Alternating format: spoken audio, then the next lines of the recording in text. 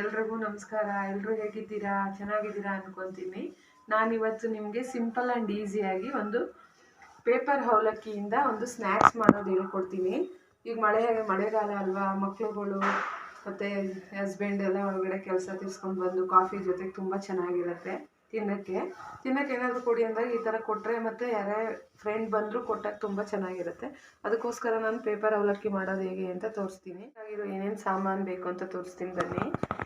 ಮೊದಲಿಗೆ ಪೇಪರ್ ಅವಲಕ್ಕಿ ನಾನು ಅರ್ಧ kg ತೊಗೊಂಡಿದ್ದೀನಿ, ಮತ್ತು ಗೋಡಂಬಿ ತೊಗೊಂಡಿದ್ದೀನಿ, ಮತ್ತು 50 ಗ್ರಾಮ್ ಬಾದಾಮಿ ತೊಗೊಂಡಿದ್ದೀನಿ, ಮತ್ತು ಒಂದು 15 ಹಸಿಮೆಣ್ಸಿನ್ಕಾಯಿ ತೊಗೊಂಡಿದ್ದೀನಿ, ಅರಿಶಿನದ ಪುಡಿ, ಮತ್ತು ಒಣ ಕೊಬ್ಬರಿ ಅರ್ಧ ಹೋಳು, ಮತ್ತು 1/4 kg ಕಡಲೆಬೀಜ, ಅರ್ಧ ಬೌಲು ಹುರುಗಡ್ಲೆ, ಕರಿಬೇವು, ಒಣಮೆಣಸಿನ್ಕಾಯಿ, ಮತ್ತು ಬಾದಾಮಿನ ನಾನು ಕಟ್ ಮಾಡಿಲ್ಲ, ಹಾಗೆ ಹಾಕ್ತೀನಿ.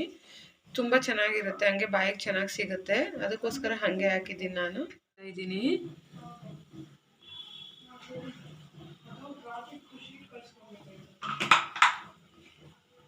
ಒಂದೊಂದೇ ಫ್ರೈ ಮಾಡ್ಕೊಳ್ಳೋಣ.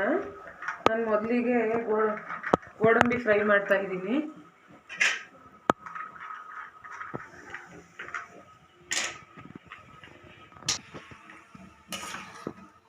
ಸ್ವಲ್ಪ ಕೆಂಪಗಾಗಲಿ, ತುಂಬ ರೋಸ್ಟ್ ಮಾಡೋದು ಬೇಡ, ಸ್ವಲ್ಪ ಲೈಟಾಗಿ ಕೆಂಪಗಾದರೆ ಗರಿಗರಿಯಾಗಿರುತ್ತೆ ಅಂತ ನೋಡಿ. ಇಷ್ಟಾದರೆ ಸಾಕು. ಹಾಕ್ತಾಯಿದ್ದೀನಿ ಬಾದಾಮಿ, ಸ್ವಲ್ಪ ನಿಧಾನ ಅದು ರೋಸ್ಟ್ ಆಗೋದು, ಅದಕ್ಕೋಸ್ಕರ ನಾನು ಸಪ್ರೇಟ್ ಮಾಡ್ಕೊತಾ ಇದ್ದೀನಿ. ಗೋಡಂಬಿ ಬಾದಾಮಿನಿ ಸಪ್ರೇಟ್ ರೋಸ್ಟ್ ಮಾಡ್ಕೊತಾ ಇದ್ದೀನಿ. ಈ ಥರ ಆಗಬೇಕು. ನಾನೀಗ ಕಡಲೆಬೀಜ ಹಾಕ್ತಾಯಿದ್ದೀನಿ.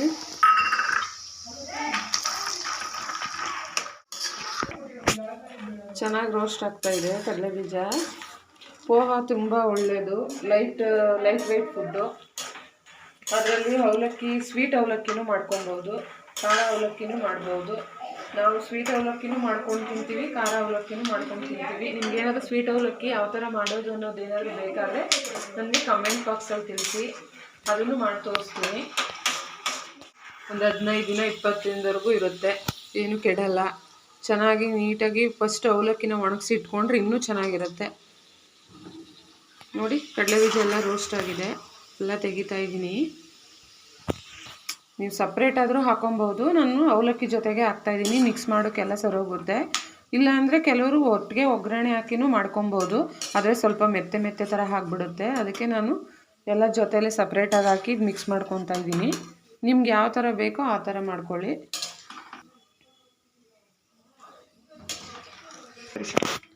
ಒಣ ಕೊಬ್ಬರಿ ಹಾಕ್ತಾಯಿದ್ದೀನಿ 1 ಬೌಲು.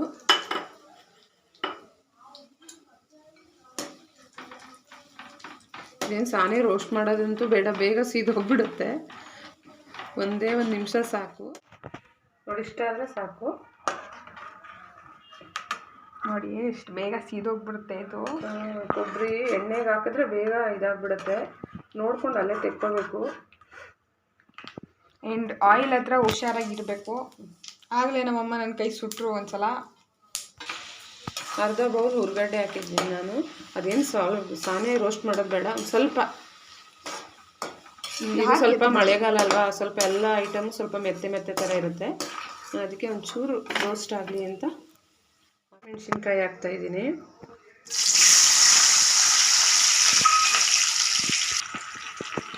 ಒಂದು ಸ್ಪೂನ್ ಸಾಸಿವೆ ಹಾಕ್ತಾಯಿದ್ದೀನಿ, ಒಂದು ಜೀರಿಗೆ ಹಾಕ್ತಾಯಿದ್ದೀನಿ.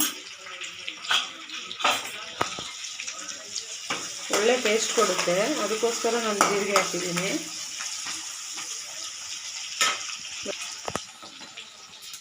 ಒಣಮೆಣಸಿನ್ಕಾಯಿ ಹಾಕಿದ್ದೀನಿ.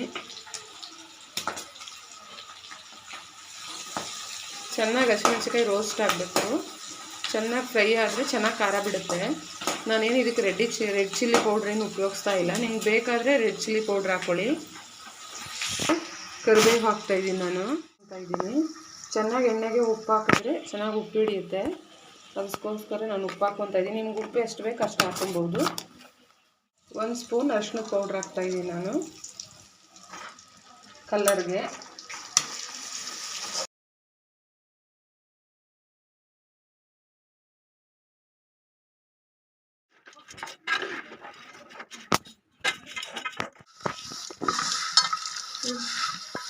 ನೋಡಿ ಈ ಥರ ಎಲ್ಲ ಮಿಕ್ಸ್ ಮಾಡ್ಕೋಬೇಕು ನೀಟಾಗಿ. ನೀವು ಬೇಕು ಅಂದರೆ ಸಕ್ಕರೆ ಹಾಕೋಬೋದು, ನಾನು ಸಕ್ಕರೆ ಹಾಕಿಲ್ಲ, ಕೆಲವರು ಸಕ್ಕರೆ ಹಾಕ್ಕೊತಾರೆ. ಮತ್ತು ಕಡಲೆನ ಹುರಿದ್ಬಿಟ್ಟು ಪುಡಿ ಮಾಡಿ ಹಾಕೋಬೋದು, ತುಂಬ ಚೆನ್ನಾಗಿರುತ್ತೆ. ನಾನು ಅದನ್ನೂ ಹಾಕಿಲ್ಲ, ಯಾಕಂದರೆ ಕಡಲೆನೇ ಹಾಕಿದ್ದೀನಿ ನಾನು, ಅದಕ್ಕೋಸ್ಕರ ಪುಡಿ ಗಿಡಿ ಏನೂ ಹಾಕಿಲ್ಲ. ಈಗ ನೋಡಿ ಎಷ್ಟು ಚೆನ್ನಾಗಿ ರೆಡಿಯಾಗಿದೆ, ಗರಿಗರಿಯಾಗಿ ಅವಲಕ್ಕಿ, ಪೇಪರ್ ಅವಲಕ್ಕಿ ತುಂಬ ಚೆನ್ನಾಗಿದೆ. ನೋಡಿ ಎಷ್ಟು ಬೇಗ ಕ್ವಿಕ್ಕಾಗಿ ರೆಡಿ ಆಯಿತು. ಎಲ್ಲ ಸಾಮಾನು ಮನೆಯಲ್ಲೇ ಇರುವಂಥದ್ದು, ಹೊರಗಡೆ ಎಲ್ಲೂ ತಂದಿಲ್ಲ. ಅಂಗಡೀಲಿ ಅವಲಕ್ಕಿ ಒಂದಿದ್ದರೆ ಮನೆಯಲ್ಲೇ ಇರೋ ಸಾಮಾನುಗಳು ಹಾಕಿ 5 ರಿಂದ 10 ನಿಮಿಷದಲ್ಲೇ ನಾವು ಇರುತ್ತೆ. ಮತ್ತು ನಾವೆಲ್ಲರೂ ಹೊರಗಡೆ ಜರ್ನಿ ಮಾಡಬೇಕಾದ್ರೂ ಈ ಥರ ಮಾಡಿ ತೊಗೊಂಡೋದ್ರೂ ತುಂಬ ಹೆಲ್ದಿ. ಹೊರಗಡೆ ಎಲ್ಲೂ ತಿಂದರೆ ಒಳ್ಳೇದಲ್ಲ ಹೊರಗಡೆ ಫುಡ್ಡು. ನಾವು ಮನೆಯಿಂದನೇ ಮಾಡಿ ತೊಗೊಂಡೋದ್ರೂ ಏನೂ ಆ ಥರದ ಭಯನೂ ಇರಲ್ಲ ಹೆಲ್ತ್ ಬಗ್ಗೆ. ತುಂಬ ಚೆನ್ನಾಗಿದೆ. ನಿಮ್ಗೆ ಇಷ್ಟ ಆದರೆ ಲೈಕ್ ಮಾಡಿ, ಶೇರ್ ಮಾಡಿ, ಕಮೆಂಟ್ ಮಾಡಿ, ಹೀಗೆ ಪ್ರೋತ್ಸಾಹ ಮಾಡ್ತಾಯಿರಿ. ನಮಗೆ ಸಬ್ಸ್ಕ್ರೈಬ್ ಮಾಡ್ತಾಯಿರೋ ಎಲ್ರಿಗೂ ತುಂಬ ಥ್ಯಾಂಕ್ಸ್. ಹಾಗೆ ಸಬ್ಸ್ಕ್ರೈಬ್ ಮಾಡಿ, ಸಪೋರ್ಟ್ ಮಾಡಿ.